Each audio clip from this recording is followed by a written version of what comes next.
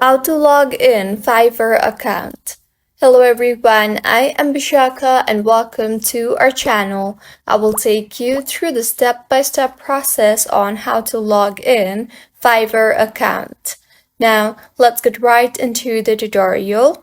Firstly, go ahead and open your preferred browser and in the search bar, search for www.fiverr.com. You will be led to the official web page of Fiverr.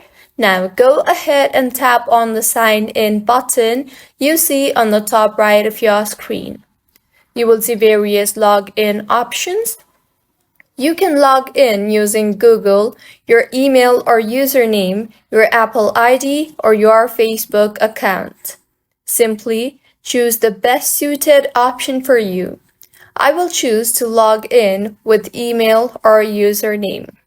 You will now be required to enter your login credentials, that is, your email address or your username and your password.